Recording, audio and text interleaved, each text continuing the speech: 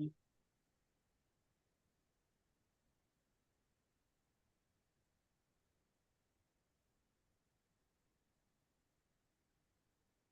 right. Welcome today to part 2 of Global Leadership Challenge.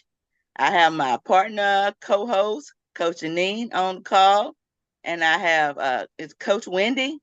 Is that right? Yes, Yes. here today with us. Welcome, ladies. Thank you so much, Christina, for having us on Hello. day 2. Yeah, day 2. Thank you. Uh, you're welcome. Today we're going to do a recap on a little bit on what happened on yesterday. We had a good day yesterday. We Yes. had Dr. Sandy, and we had Coach. We had Nancy. Nancy. I couldn't even get it out. Coach Nancy here yesterday. So we had a good time. I had a lot of feedback and from them giving some great nuggets on. I'm gonna let Coach Janine start that off with us today. Sounds good. Thank you so much, Coach Tina, for having us again. Day 2, we are coming very fresh and really expecting that God can continue to pour into us and also into every speaker who are coming again today on day 2. Because again, this is a time where we spend some quality time with leaders, making sure that they see us really showing up for them. So that's why we are so excited to be here day 2 with all these amazing leaders, servant leaders. So I'm just going to give a recap about what we talked about yesterday. I was taking notes. So one of the things that our Dr. Sandy was mentioning yesterday is that to be intentional. And you coming in 2024, you need to be intentional in everything that you do, in your business, in your setting, in people that you've been leading. You have to be intentional. It could be with a specific project, could be just even the way you communicate with your team. You have to be very, very intentional, setting up some very clear goals so you can be able to attend, and your team also understand that you guys are together, you can be able to attend them. So that's very key. Some of the things that she mentioned, that people need to be aware of that and really stay intentional about that. It could be a decision that you need to make. That could be maybe to revamping yourself, or to be able to redefine the vision, the mission. Because some people, you might think that they understood, your team understood the clear, but it's always good to make it clear, and asking also your team, how do they define what you have put on the table as a vision. So that's a time for you to make sure that everything is clear in the mind. You guys are they are aligning with your vision as a leader, as a servant leader. So that was a very good key that she pointed out yesterday. Another thing that another speaker also mentioned yesterday was you need to have as a leader a self, care plan. Many of us just go, go, go, go, go, and when we talk about self care, it's just not for you to to take a break from your business, but also even mentally have time, some quality time with your father. Get into the presence of God, really sit with him so he can be able to download all the things that he needs to download in you, so you can be able to be the leader that you called to be.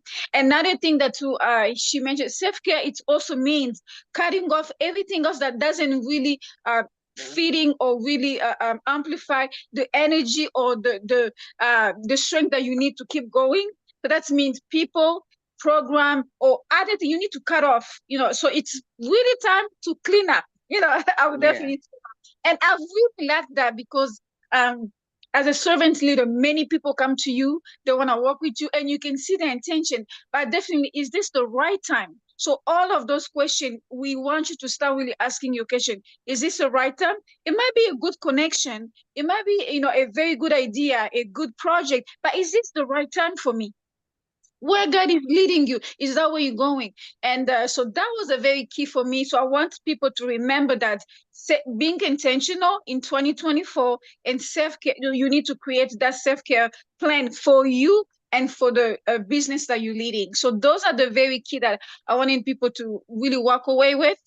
And my take on yesterday was also, I wanted to make sure that people are flexible. And when you're going global, that means you have to adjust your mindset, starting with working on the weekend. I came across so many great speaker, great consultant, but they were telling me, well, Janine, I'm not sure if I can wake up at 5 a.m. in the morning. Well, that means you're not ready to work global. So those are the things that you need to consider in 2024. If you want to go global, you want to expand your team, expand your business, you need to work weekends sometimes. I'm not saying every weekend because I don't work every weekend, but you need to be able to show them that you are absolutely open to the idea to work on the weekend sometime and to be able to wake up at 4 a.m., 5 a.m. in the morning because the time zone it's also different. So that's a little recap for yesterday, and I'll give it to you back to you, Coach Tina. Yeah, I'll piggyback on that. Self-care is very important, and because then you can be able to download, like she said, into other people if you take care of yourself first.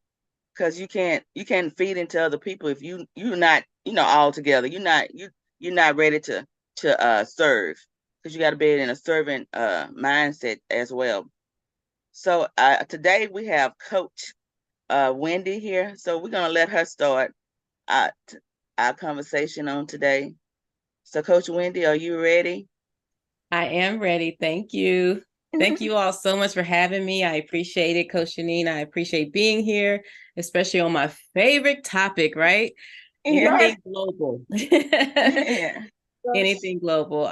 Just a little bit about myself. My name is Wendy Alexander. I'm an international strategist. I've been doing global business over a decade now. Started my business in Dubai. I jumped on a plane. Honestly, I jumped on a plane and said, you know what, I'm gonna do this. I'm gonna start a business in Dubai.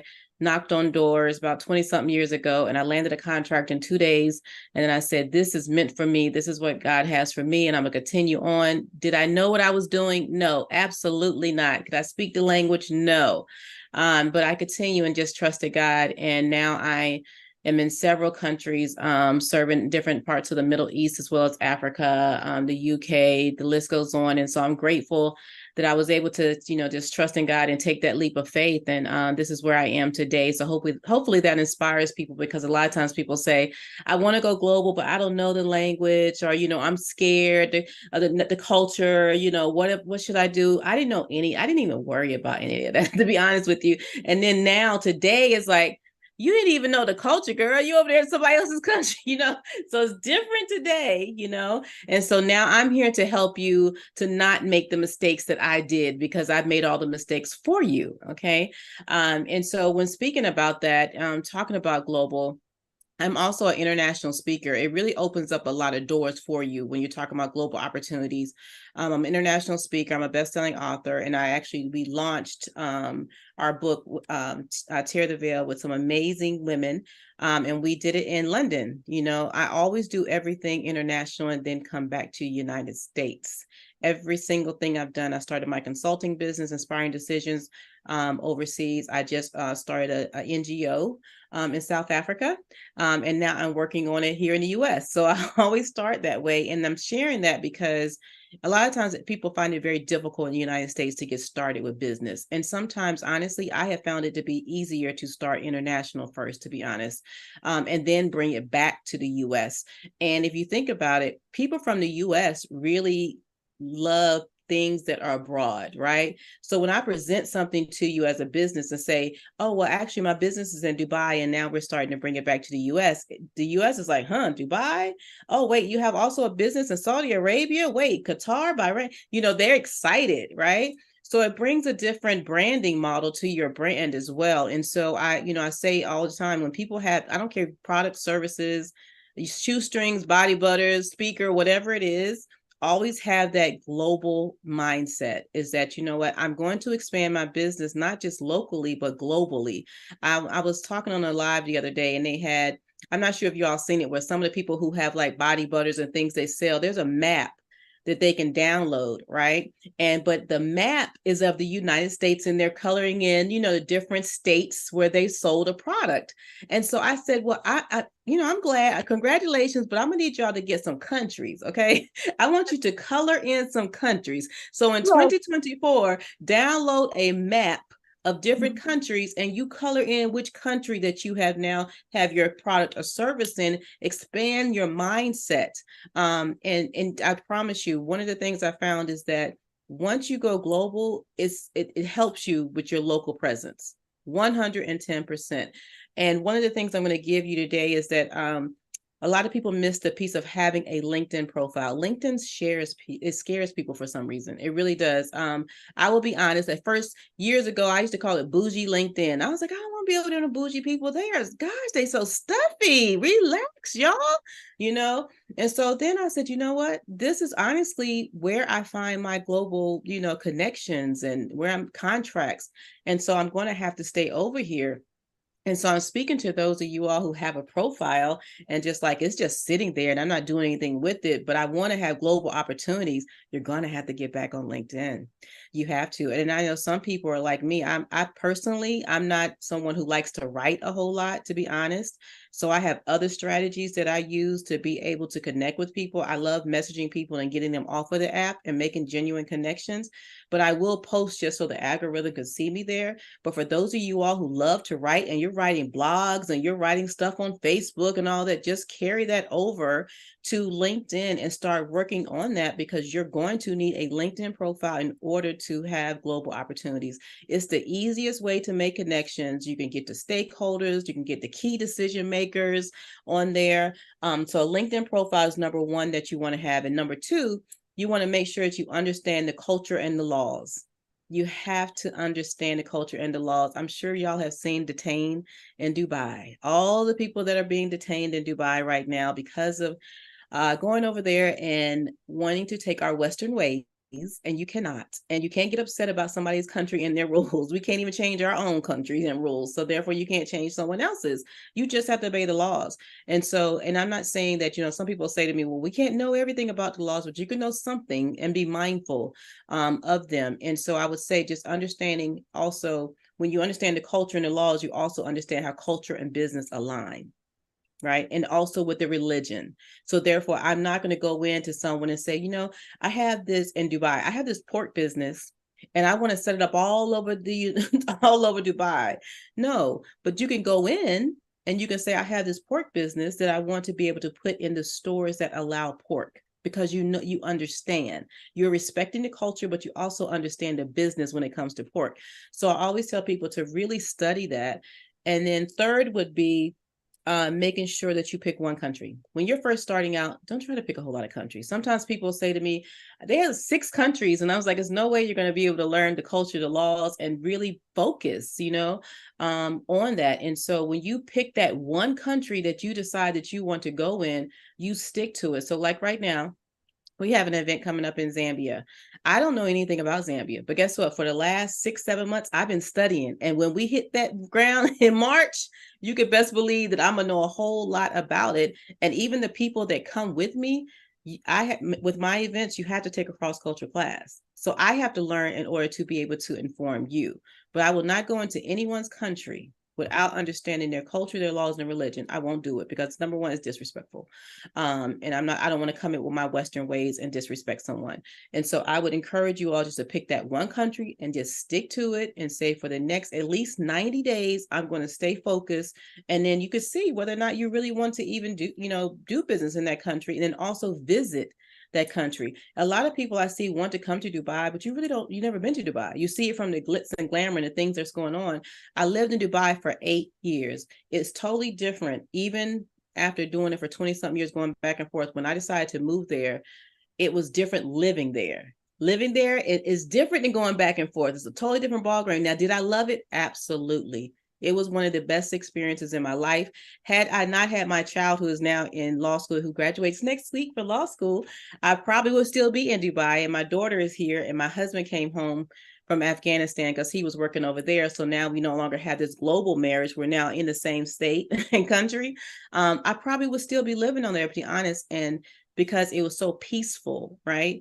But just because it was my peace, my happiness, and what I enjoy doesn't mean that you're going to enjoy it, right? I had to make a lot of sacrifices. We go to church on Sunday. Well, then we were working on Sunday. It's changed now. It used to be Sunday through Thursday. Will you be able to accept that working on Sunday, right? So you have to really go visit and understand, and certain things that they do, and any country that you want to go to, I just say, please visit the country. And then other than that, just continue to have a global mindset, Don't switch back. I know it's hard. A lot of times we make connections and people don't reach back out to you. Just like, you know what? Oh, it's been a week. I just give up. I'm not doing it anymore. And you can't do that. You got to stay consistent. You got to think you're talking about global, different countries. You have to make genuine connections and relationships.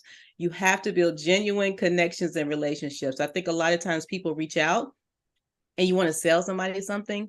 You need to serve first. You serve first, everything. Serve first and everything else will come. I promise you. If you don't hear nothing else I said today, if you serve first, everything else will follow. And leave with a servant heart, and then you will make the right connections. The people are for you. And when you need to do something, you ain't got to worry about the how because you have made those genuine relationships. And so that's all I have to share today. Any questions? Oh my God, that's a lot. That's guys. I hope you are taking note because Coach Whitey, she can give it to you. I mean, I'm just blessed to have her as a partner, as a sister, because she has lived it, and also I like what you said, especially when you said you need to go there first and serve. There's nothing else, you know. And that, can you just give some few example? And I'm just gonna give one example, then you can share also yours. I remember, you know, especially before COVID, Coach Wendy, I'm originally from the Congo, and I've, you know, worked in several countries, but I was still learning different culture, even though being from Africa. And that's another thing, that's another myth that people don't realize. Yes, I'm from Africa, but I have a totally different mindset, a totally different culture from Congo, not from Zambia or some other country. So to adjust. First of all, my first big meeting that I had in Nigeria, that was like where there was a big meeting, and there's a lot of managers. So there were I felt kind of there was a tension, but they did not say it. You know, like those silence, like something going on, like okay, the elephant in the room, but nobody was saying. Guess what? I was coming wrong. Like, even though they love my material, they love my presentation, but I was kind of having the men and the women in the same meetings. That was my first culture up. I said, Janine, and a friend of mine said, Janine, I think what we should do, we should have small groups. And she kind of helped me differently. And then at the end, she told me, do you know, they love you, but the way you came and you set up everybody in the same place and all those elders, I was like, oh my God, thank you for saving the day, because they were not open. They were just listening. I was like, there was no engagement. But because I had to learn, you had to kind of put in a separate way. And guess what? After having the small group, we came together after they worked so hard. Like it was a 2 days leadership intense meeting. Training. After that, we start doing the small groups. And they work together. I was like, whoa. After that, I gave a report, everything. And they even called me back again to another, a contract, somewhere else, in Kenya. So to me, I was like, oh my God, because of that, but that lady really helped me, even though I was from Africa. So I'm glad that you talk about culture, because it's ongoing. I'm still learning, even every day. And I'm glad you said that about focusing on one country at a time. That's how I started. Today, I work in 6 countries, but it took me a while. Now, I didn't go once in all those 6 countries. Today, we definitely have a heavy presence in those 6 countries, but it took a process. It took relationship and those informal meetings that, the gathering. And yesterday, I was telling them how a friend of mine that I was looking to sign a contract with her for many years, but I never could. Why? Because she told me, Janine, I know, but I didn't know you enough. I was like, oh, okay. And then once she invited me to her daughter's wedding, and then her dad's birthday. After that, she signed the contract with no hesitation. I was like, wow, no hesitation. Why? Because of the relationship. Like she felt that at that point, she really, really knew me, and then she can be able to sign. So the signing part is the easiest part for them. But for us, we like, well, I present everything. Well, this is the document. Well, no, it's not like that. It's about relationship. How open are you to come and have a drink, have food and all of that? So I'm glad you talked about that, Coach Wendy. Thank you. Yes, you're right. It's so important. That happened to me too on my first, I think this was years ago when I first did my first leadership training in Dubai. And I walked in and I was like, okay, why are the men and the women, remind you, I had no clue at what I'm doing. Because when I really honestly say to you, I really knocked on doors and the lady said to me, do you speak English? I said, yes. She said, oh, you sound native. I said, yes. She's like, well, what can you train on? I said, what do you want me to train on? And then so she said, team building. I said, I can do that. Mind you, I had never done that. Okay. This ain't number God talking, because I was like, God, you got to save me on this one. So then he said, okay, well, you're going to do it. So that I walked in, and I will never forget, they were sitting on one side, the women were on one side and the men were on the other. And I was like, why are they doing this? What is going on? And thank goodness I had a translator, right? Mm-hmm. And so he told me, he's like, okay, because I was like, okay, so we're going to get together and we're going to do teams. You're going to be on this team, you're right. And then he was like, no, Ms. Wendy, no.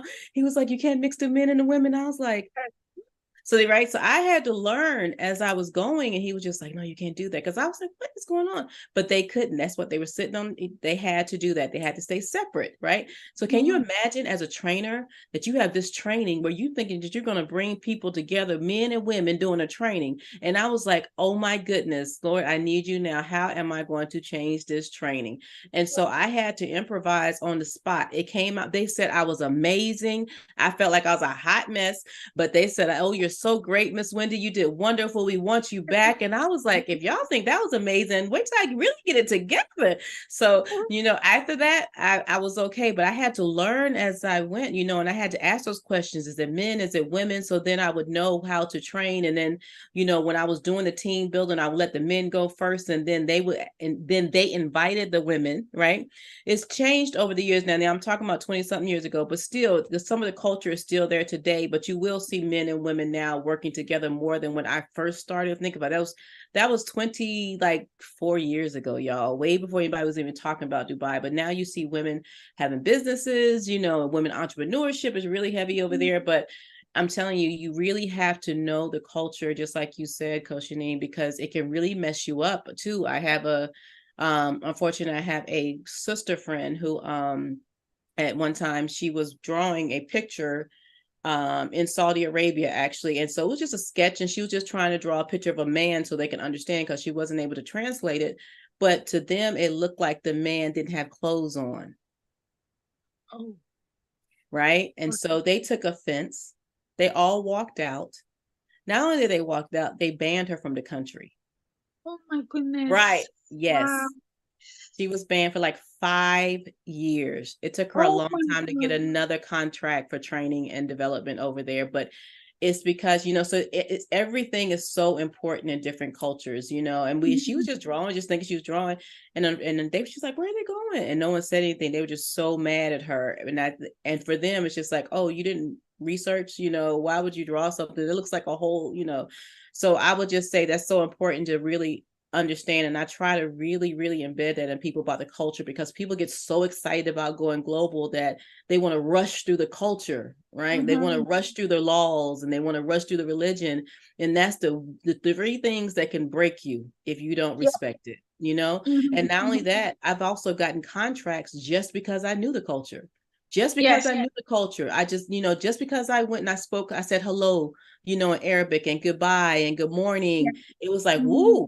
And then all of a sudden, I didn't have to work hard for that contract at all, and I said, oh, so that's okay, let me go to Arabic classes. So I did. I took Arabic. Okay. So usually every country that I go into, and this is another nugget for you all, always at least know how to say hello and goodbye in their language. Right. Hello and goodbye, hello, goodbye, and thank you. If nothing else you don't learn that before you talk about going to somebody's country, even if it's just a visit, because even though, you're going on vacations, I've gotten opportunities, honestly, just on vacation, just because I understood the culture and saying things and talking to them, it turned into a business opportunity. But always at least learn hello, goodbye, and thank you. That's it. That's awesome. Wow. Yeah, this is awesome. Coach Tina, you have some question for Coach Wade, because this is amazing.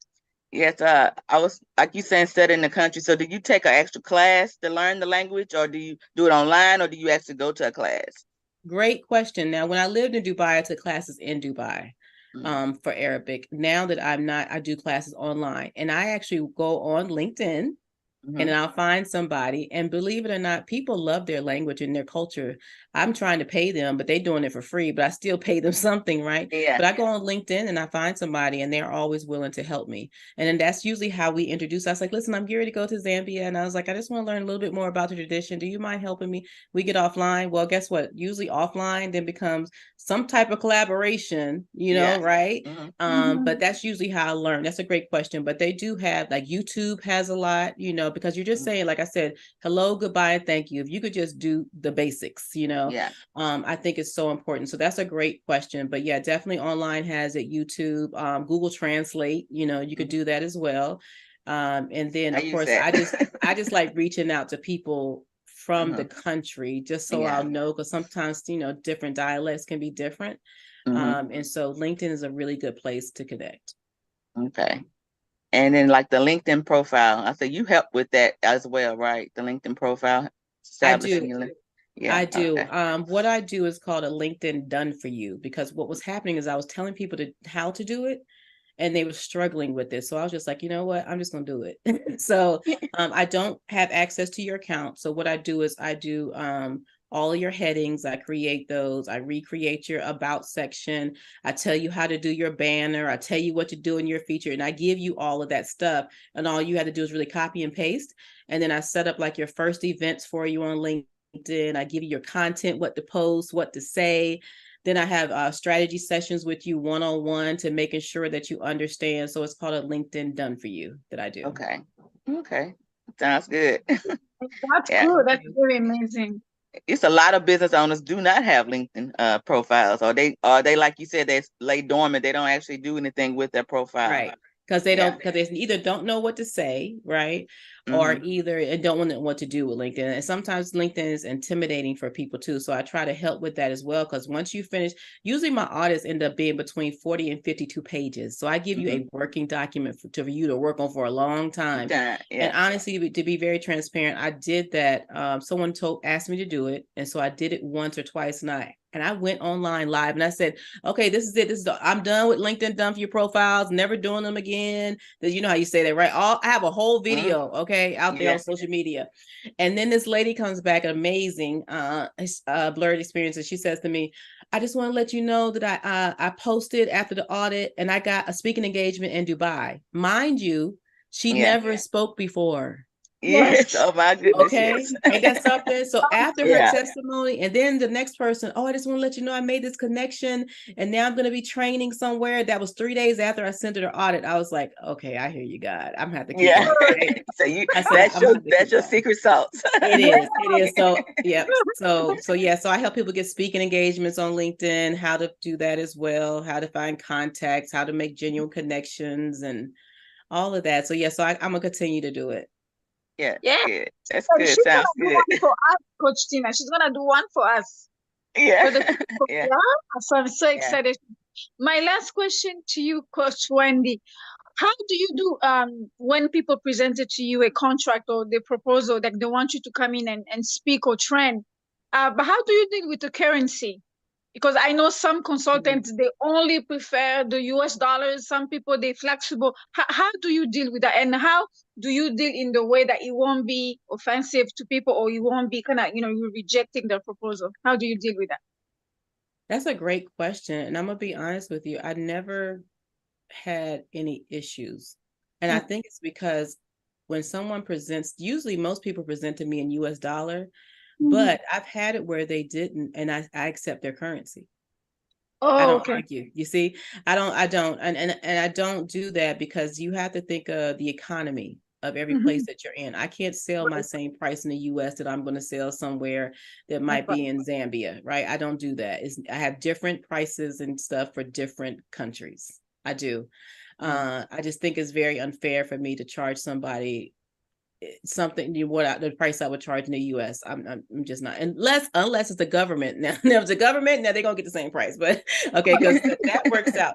But no, usually I accept either, just whatever they present to me. We talk about it, and if that works for them, so that I have a saying that I have multiple streams of currencies. People always talk about multiple streams of income. But I have multiple streams of currencies because if that American dollar, which is usually not loyal, Yeah. Besides, it wants to fluctuate and do as it do. I have other countries that I can actually go to, and I have currencies coming in from different countries. So I'm Yeah. not worried. So I don't worry about that one currency.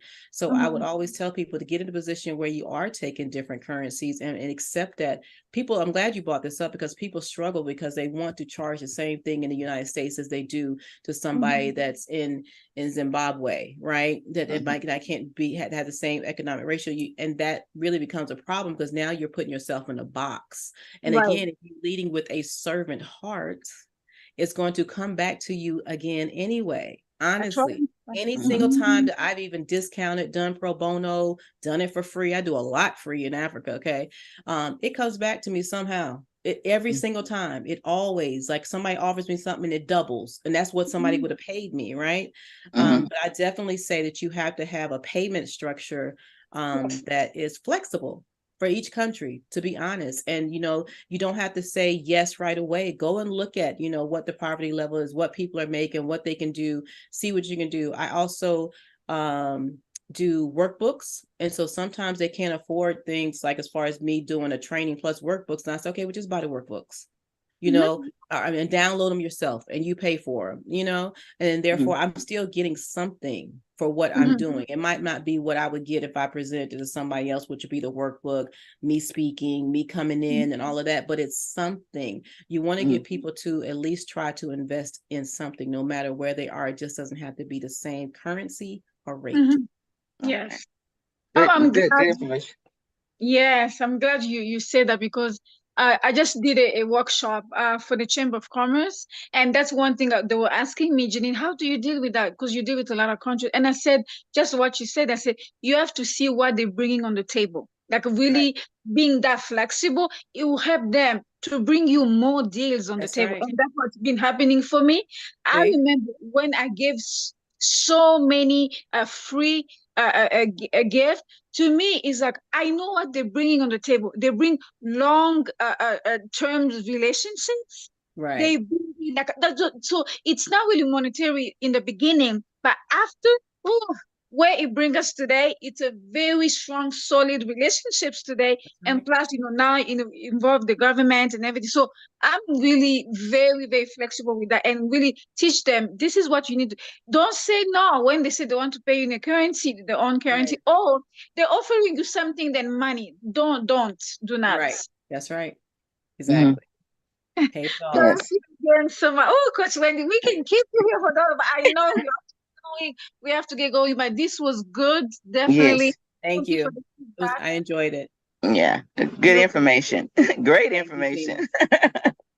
Yeah, I hope everyone wrote something down because this is awesome. I mean, all the stuff, the nuggets that you gave can help anybody that's starting out, and people that's already seasoned, that's already been doing it a while, and maybe need some tweaking somewhere to help them advance their contracts or help advance their business. So the things that you added today add value to anybody that's in trying to go global. Thank you. Thank you so much. I'm glad. I enjoyed you all. Thank you again, Coach Janine. I appreciate you, Ms. Tina. I appreciate you. And if anybody needs to reach out, I'm Inspiring Decisions on social media, and you can follow me there. Usually I do a lot of videos as well. And also, can I just do a shameless plug for our event in Zambia? Yes. Yeah, why not? Yeah. Okay, we're actually doing an event in Zambia with GCPIT, which I am a Director General for the UAE. We're doing a partnership, and so it's in Zambia, Media and Sustainability, March 9th through the 11th, and we would love to see you all there. You can connect with me. I'm doing a mastermind called I Am Purposely Placed in country, so that you can learn how to actually do business in the country. This is probably, I've done a lot of events before, but this is going to be the first one where I'm doing hands-on in the country, showing you exactly what to do. Okay, that's awesome. Thank you. I love it. Love it. Guys, reach out to Coach Wendy because she's the right person for you to lead you, because again, there's a room for all of us. Guys, you come to me, maybe even you don't know how to reach out to her, I would directly send you to her because she's the right person, that you Thank need you. on your team to be able to lead you, especially when you are be able to be global. And again, there's so many things that you're gonna be seeing. Coach Wendy, she's gonna be also, coming for us. She's gonna be teaching, the LinkedIn profile and add more classes that she will be doing. That's a shameless plug. Yeah, I know, right? She does. I just go with the flow. When she sends me a message, she'll say, "Sis, can you come?" I said, "Let me look at my schedule." I said, "Okay, I got it." Yeah.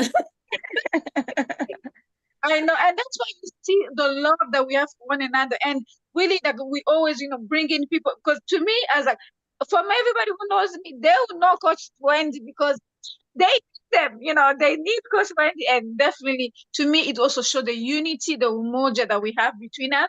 So it's always a pleasure. Thank you again so much, Thank and you. merci beaucoup encore. Tout le monde qui va nous suivre après.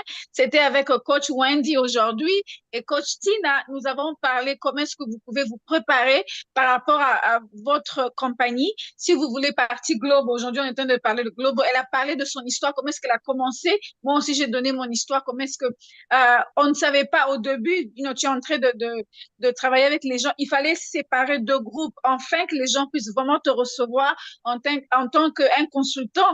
Donc je devais travailler avec le groupe des femmes et les groupes des hommes.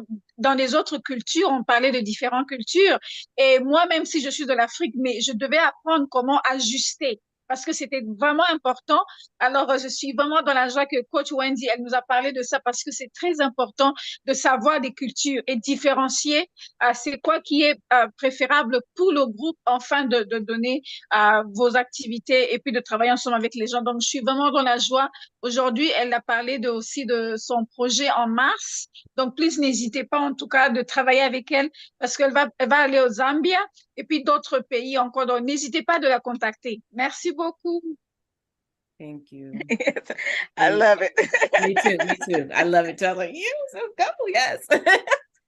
Yes, thank you again, Coach Wendy and Coach Tina. Yes. Thank you again for today. And we will see everybody on day 3 tomorrow, at Yes. 7 p.m. Central Time. So we will definitely make sure that, people get all the nuggets for today with Coach Wendy. That was amazing. Amazing. Guys, continue to reach out to Coach Wendy and also all the panelists from yesterday and today, because that's the purpose that we really want you guys to be equipped for 2024. Yeah. Bye-bye, Yes. everybody. Bye-bye.